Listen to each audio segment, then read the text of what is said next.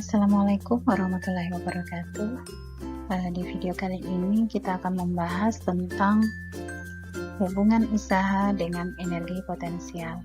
Seperti yang sudah dipelajari pada pertemuan sebelumnya, yaitu tentang hubungan usaha dengan energi kinetik, pengertiannya tidak jauh berbeda, bahwa usaha adalah sama dengan perubahan energi kinetik yang dirumuskan W sama dengan 1/2 M dikali V dikali VT pangkat 2 kurang V0 pangkat 2. Ulangi, dirumuskan W sama dengan 1/2 M dikali VT pangkat 2 kurang V0 pangkat 2. Nah, untuk penjelasan mengenai hubungan usaha dengan energi potensial, sama ya, bahwa usaha adalah sama dengan perbedaan atau perubahan energi potensial. Nah, dirumuskan W sama dengan delta EP. Nah, kalau di pertemuan sebelumnya tentang hubungan usaha dengan energi kinetik itu kita dapatkan persamaan akhir W sama dengan 1/2 M kali VT dikali VT pangkat 2 kurang V0 pangkat 2 dalam kurung. Nah, itu awal mula persamaan ini itu sebenarnya diturunkan dari persamaan yang mirip dengan persamaan W sama dengan delta EP, yaitu persamaannya adalah W sama dengan delta EK. Nah, sehingga kita turunkan hingga kita peroleh persamaan W sama dengan 1/2 M kali VT kuadrat kurang V0 kuadrat. Kembali ke persamaan hubungan usaha dengan energi potensial, bahwa W sama dengan delta EP. Nah, EP ini adalah energi potensial. Saya yakin kalian masih ingat persamaan atau rumus dari energi potensial, yaitu EP sama dengan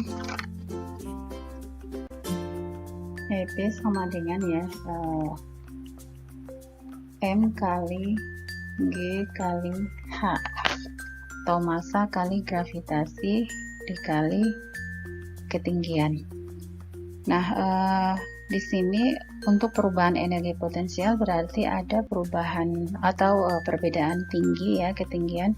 Ada ketinggian pertama dan ketinggian kedua. Jadi kita tinggal kurangkan saja dari persamaan M kali G kali H untuk delta EP atau perubahan EP-nya, maka diubah menjadi M kali G kali H2 dikurangi M kali G kali H1.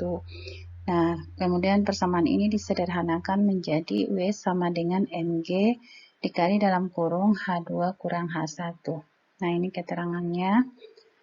H1 adalah ketinggian pertama, satuannya meter, H2 ketinggian kedua, satuannya meter, W adalah usaha, satuan joule, dan delta EP adalah selisih energi potensial. Nah, agar lebih jelas,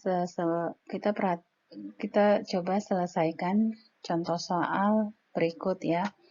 Ada sebuah balok bermassa 1,5 kg didorong ke atas oleh gaya konstan F sama dengan 15 Newton. Nah, berarti di sini diketahui gaya sebesar 15 Newton. Berada pada bidang miring seperti ditunjukkan pada gambar. Kita anggap percepatan gravitasi 10 meter per sekon kuadrat dan gesekan antara balok dan bidang miring kita abaikan, maka usaha total yang dilakukan pada balok adalah.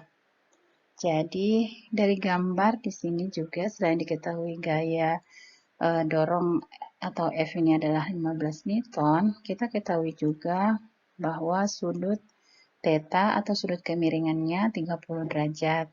Kemudian panjang lintasan bidang miring 2 meter. Nah, panjang lintasan bidang miring ini kita analogkan dengan perpindahan balok. Berarti boleh juga kita buat keterangannya diketahui 2 meter ini adalah S ya, atau perpindahan. Nah, yang ditanya pada soal ini adalah usaha ya. Jadi yang ditanya adalah usaha. Dari penjelasan persamaan pada slide sebelumnya tadi, usaha adalah perubahan energi potensial, atau kita dapat rumus hasil turunannya adalah M kali G dikali H2 kurang H1.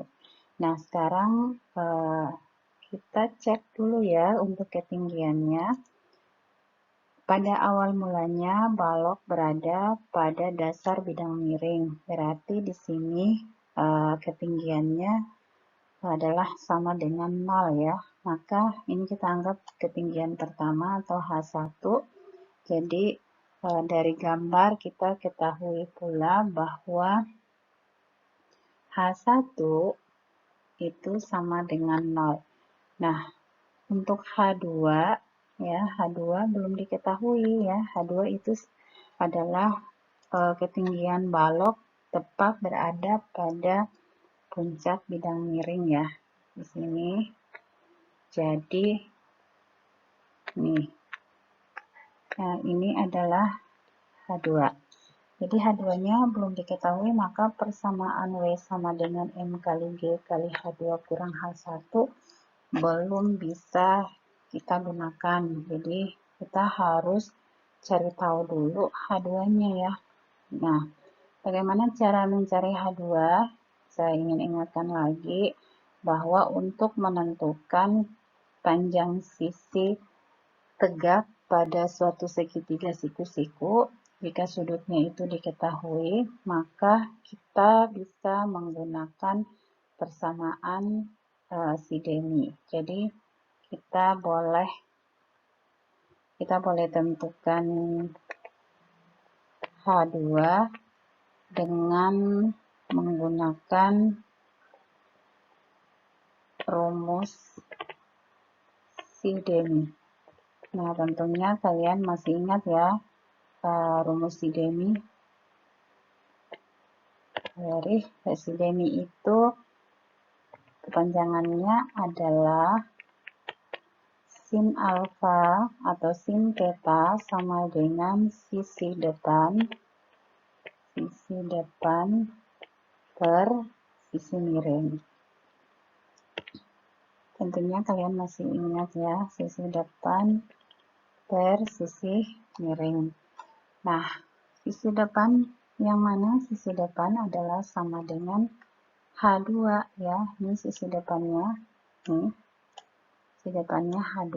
Jadi boleh juga kita tulis sin alfa atau sin theta sama dengan H2 per sisi miring. Di sini sama saja dengan panjang lintasan atau perpindahan balok yang kita nyatakan dengan S ya. Kita nyatakan dengan S.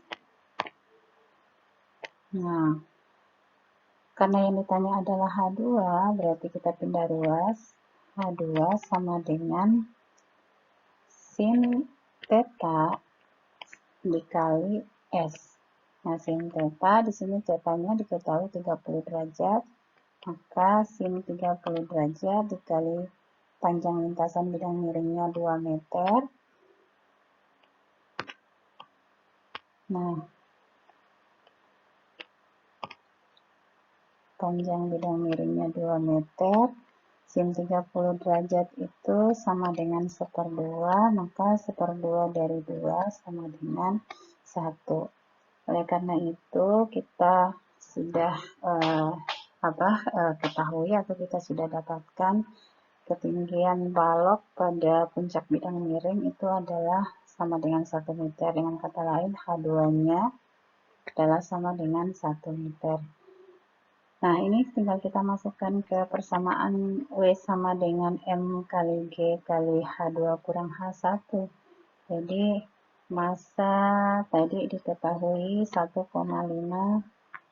kg dikali dengan gravitasi diketahui 10 dikali dalam kurung H2-nya 1 dikurangi H1-nya sama dengan 0 ya. 1 kurang 0. 1,5 kali 10 sama dengan 1,5 kali 10 sama dengan 15 dikali 1 kurang 0 sama dengan 1, maka 15 kali 1 sama dengan 15. Jadi usaha yang dilakukan oleh balok ini adalah sebesar 15 Joule.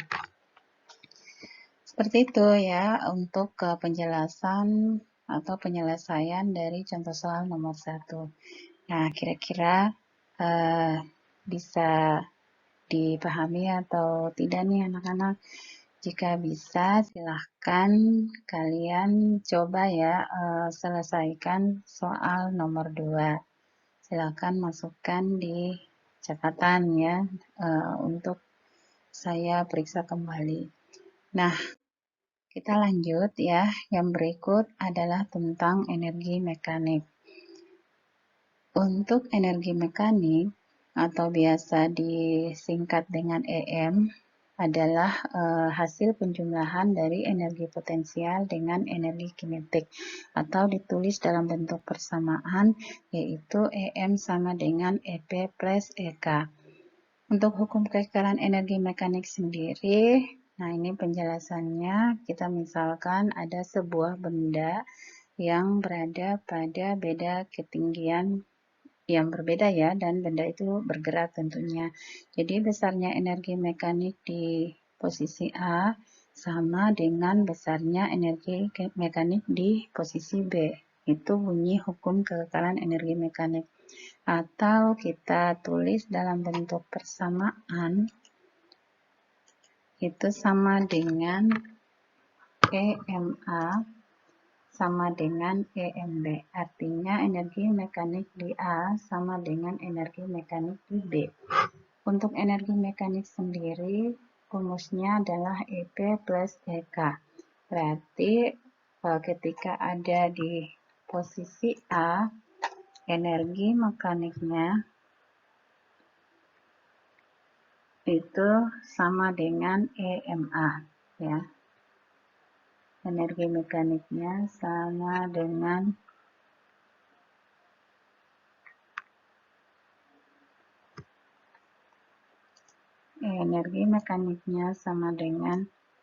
EMA.